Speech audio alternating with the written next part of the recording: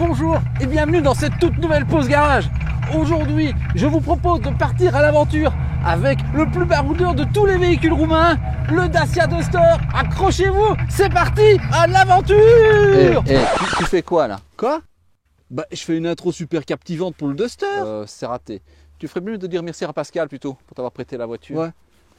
C'est une bonne idée ça. Eh bien, merci à Pascal Zeven de nous avoir mis à disposition cette voiture. Pascal, c'est un amoureux de l'automobile. Vous pouvez retrouver ces voitures sur son site internet et sur sa page Facebook. Et il y a également son numéro de téléphone là en dessous. N'hésitez pas à vous dépêcher d'aller y jeter un œil parce que ces voitures, elles restent vraiment pas longtemps. Ouh, c'est parti pour l'essai!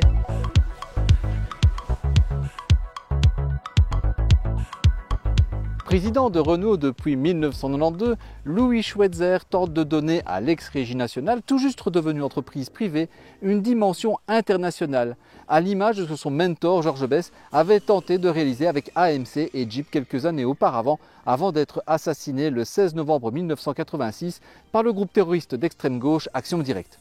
C'est au cours de la visite d'une usine Lada en Russie en 1997, avec le président français de l'époque, Jacques Chirac, que le déclic a lieu. Renault doit s'atteler à construire à nouveau des voitures populaires, des voitures à la fois simples, robustes, peu coûteuses, mais surtout modernes. C'est ainsi que Renault rachète la très mal en point marque roumaine Dacia en 1999 pour seulement 50 millions de dollars et après un investissement de près d'1,5 milliard d'euros, présente la Logan en 2004. Si elle se présente comme une Lada Gigouli, c'est-à-dire une petite berline tricorps à mal déporter, elle se veut techniquement bien plus moderne avec sa plateforme de Clio contemporaine. Vendue seulement 5 000 € en Roumanie, elle y devient immédiatement un carton. Et ce succès se confirmera même dans les pays riches à la surprise générale. Et il en sera de même pour les dérivés de la Logan, que sont les variantes Break MCV, la Sandero, mais également le Duster. Pour l'amateur de Renault que je suis, le Duster, c'est la première Renault populaire digne de ce que fut la R4 en son temps. Le Duster réussit ce tour de force à être autant plébiscité par le grand public que par les professionnels comme les infirmiers à domicile, les médecins, les vétérinaires, la poste et même les institutions publiques comme la police, la gendarmerie, les gardes forestiers, les pompiers. Tout le monde peut rouler en Duster comme tout le monde en son temps a pu rouler en Renault 4. Le Duster est vendu partout dans le monde, tantôt avec le logo Dacia, tantôt avec celui de Renault ou encore de Nissan.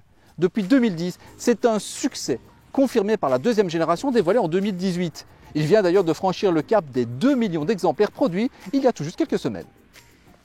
Notre modèle d'essai est un Duster de la deuxième génération, ici équipé d'une mécanique essence très moderne, le 1200 TCE de 125 chevaux. Ce 4 cylindres en ligne tout en alu de 1197 cm3, originaire de chez Nissan, dispose d'une culasse à 16 soupapes de l'injection directe et d'un turbocompresseur. Il développe 125 chevaux et 205 Nm.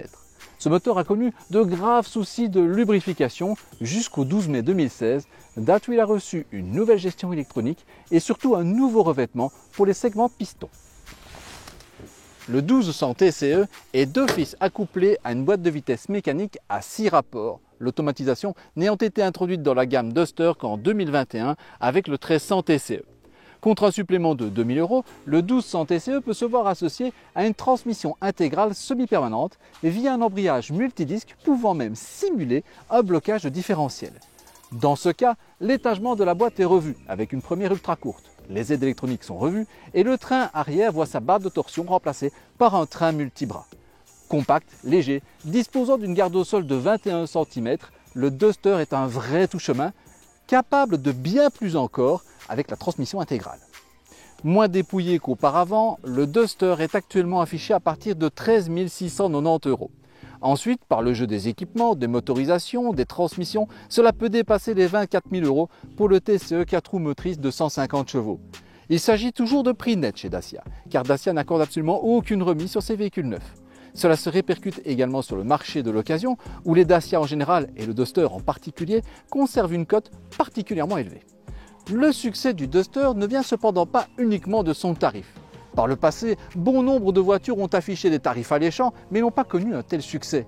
Ces voitures affichaient souvent un look dépassé, désuet. Le Duster, lui, est pile dans les canons de la mode. Avec de belles proportions globales, un capot bien horizontal et statutaire, des ailes élargies bien marquées, ses splendides jantes Maldives en 17 pouces, garnies de pneus en 215 par 60, sa garde au sol généreuse et ses courts porte-à-faux, le Dacia Duster s'est d'emblée imposé comme un SUV prenant esthétiquement ses tendances dans l'univers du hors-piste. Avec ses allures de baroudeur, il donne immédiatement un avant-goût d'aventure. Avec la deuxième génération dessinée par les équipes de Laurens van den Acker, le successeur de Patrick Lequément à la tête du design chez le Losange et ses associés, le Duster semble monter en gamme. Avec ses ailes toujours aussi marquées mais mieux intégrées, son allure mieux profilée, notamment grâce à l'inclinaison majorée du pare-brise, ses rondeurs le rendant plus cossu, son apparence technologique améliorée grâce notamment à ses feux avant et arrière aux signatures lumineuses spécifiques, le tout en conservant à nouveau les portières avant de la Logan. À l'intérieur, le design joue la carte de l'horizontalité pour accentuer l'impression d'espace. La finition, toujours exclusivement constituée de plastique dur mais robuste, se part d'une présentation plus cossue et donc forcément plus agréable pour ses occupants. La contrepartie de la réduction des coûts se retrouve dans les résultats aux séances de crash test de l'Institut Euro NCAP. Ceux-ci se basant sur les versions de base, c'est-à-dire celles dépourvues de certaines aides à la conduite optionnelle, le score du Duster se voit gratifié d'un médiocre 36% en la matière et se limite dès lors à un 3 étoiles sur 5. En termes de sécurité passive pure, il ne démérite cependant pas, avec de plus que très corrects 71 et 66% pour la protection en cas de choc respectivement des adultes et des enfants. Le Dacia Duster se présente avec des dimensions qui le classent à mi-chemin entre les catégories des petits et moyens SUV. Avec 4,34 m de long pour 1,80 m de large, il semble plus imposant qu'il ne l'est en réalité. Cela vient probablement de son design, mais également de son pavillon culminant à 1,69 m et de son importante garde au sol de 21 cm, comme une version 4x4 et 4x2. L'accès au coffre se fait bien évidemment par le biais d'un haillon. L'ouverture est large, mais entravée par la hauteur du seuil de chargement. Le volume se montre généreux, avec une contenance de 445 litres en configuration 5 places et de 1478 litres lorsque la banquette fractionnable en 2 parties asymétriques est rabattue. Le cas échéant, la transmission intégrale empiète de 44 litres sur le volume du coffre. De manière assez étonnante, quand on pense à cette garde au sol de 21 cm, eh bien, on a un accès qui est particulièrement facile à l'avant. Et une fois qu'on est assis, on bénéficie d'un grand espace, que ce soit pour la tête, pour les coudes ou pour les jambes. On est vraiment bien. À l'arrière, le constat est le même. Le seuil pour entrer est assez élevé, mais l'ouverture est assez grande et la portière s'ouvre très largement, donc l'accès est assez simple. Et une fois qu'on est assis, on dispose d'un très bel espace, notamment pour les jambes, avec ce grand empattement, mais également pour la tête et pour les coudes, au point que la banquette arrière peut recevoir 3 adultes sans aucun problème. Pas des rugbyman, n'exagérez quand même pas. Après, une fois qu'on est assis, on bénéficie d'une banquette particulièrement moelleuse. On a presque l'impression d'être dans une voiture française des années 70 ou 80. Et enfin, dernier point, on a ces grandes surfaces vitrées qui ouvrent vraiment la vue vers l'extérieur. C'est très agréable et ça permet de compenser le manque de petites accommodations qu'on a à l'arrière, comme manque d'accoudoir ou des choses comme ça. Effectivement, les surfaces vitrées sont généreuses, ce qui permet d'inonder l'habitacle de lumière. Mais ça permet également, grâce à la ligne de caisse relativement basse, de bénéficier d'une très bonne visibilité périphérique. Malheureusement, le 3/4 arrière n'en profite pas malgré la grande custode, parce qu'à cet endroit-là, la ligne de caisse, elle remonte. Heureusement, le Duster est équipé de radars de stationnement, mais également, première pour Dacia inaugurée avec cette génération de Duster, la caméra 360 degrés, ce qui facilite grandement les manœuvres, surtout que le Duster braque plutôt court avec 10,76 mètres de diamètre de braquage entre murs. Même s'il se fait plus cossu qu'auparavant, l'habitacle joue quand même dans le registre du rustique plutôt que dans le registre du luxe. Ça se remarque immédiatement avec l'utilisation de plastique exclusivement dur. Cependant, l'assemblage a l'air d'être très bon et ça a l'air d'être fait pour durer. Et puis on a cet écran, le MediaNav, qui est enfin bien intégré à hauteur des yeux. Alors, il affiche une connectivité tout à fait à la page, que ce soit pour le GSM, que ce soit pour les prises USB, que ce soit pour la navigation par GPS, qui est d'origine nationale et contre 100 € qui devient européenne. Il y a également la caméra 360 degrés qui est incluse dedans. Mais par contre, on peut regretter légèrement un petit temps de latence, une certaine lenteur, mais également une résolution de l'écran qui est un peu limite. Autre grande évolution de ce Duster par rapport à l'ancienne génération, ce sont les sièges qui bénéficient enfin d'une assise suffisamment longue pour bien soutenir les cuisses et donc ne pas être fatigante lors des longs trajets. Fort heureusement, il conserve également ce magnifique moelleux que moi j'adore tant et malheureusement ce manque de maintien latéral. Bon allez, c'est pas tout ça, mais là je pense vraiment qu'il est temps d'aller faire un tour et de partir à l'aventure.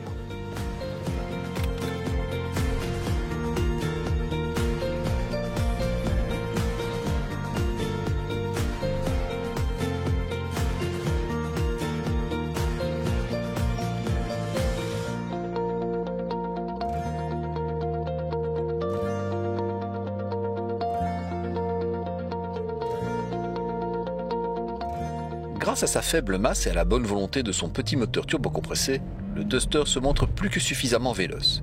Si l'étagement de la boîte de vitesse ne mérite que des critiques positives, on ne peut pas en dire autant du maniement du levier de vitesse, assez approximatif. Reprenant le châssis B0+ de la gamme Renault, le Dacia Duster n'en reproduit cependant pas les réglages voués exclusivement aux routes bitumées, sur lesquelles il montre un caractère, certes rassurant, mais manquant cruellement de dynamisme. Ce caractère pâteau est accentué par la surassistance et le manque de retour de la direction. Fort heureusement, le roulis est très bien maîtrisé et la tenue de cap, même sur les axes les plus rapides, reste sûre et franche. Si les pneus à flanc ont cette tendance naturelle à rendre le comportement routier plus dominant, il faut bien avouer qu'ils participent, comme la suspension, comme les sièges, à isoler le conducteur et ses passagers de toutes les irrégularités de la route. L'insonorisation est plutôt pas mal, elle a progressé d'une manière phénoménale par rapport à l'ancienne génération. Cependant, il y a encore des progrès à faire, notamment en matière de bruit aérodynamique qui se révèle un peu trop présent sur autoroute. Le choix de pneumatiques à flanc haut est guidé par la volonté de faire du Duster un véhicule polyvalent capable d'aborder tout type de route, y compris celle au revêtement accidenté. Notre Duster, pourtant une simple version à traction avant équipée de pneus routiers, a avalé les chemins forestiers, parfois très pentus, et les champs détrempés avec une aisance déconcertante. C'est une véritable révélation. Les capacités sont telles qu'on imagine difficilement les obstacles infranchissables pour la version à 4 roues motrices. Au bout du compte, les pertes en dynamisme sur route bitumée semblent bien moindres que les gains en hors-piste. Les metteurs au point ont réalisé un travail exceptionnel avec une simple base, certes évoluée, mais remontant à la Clio de la deuxième génération. Donnés pour 6,2 litres en consommation mixte sont les anciens protocoles NEDC, soit 138 grammes de CO2 par kilomètre, notre Dacia Duster a consommé entre 7,5 et 8,5 litres de sans-plomb au cours de cet essai, séance chronométrée incluse. Avec 50 litres de contenance, le réservoir autorise une autonomie autoroutière avoisinant les 650 km.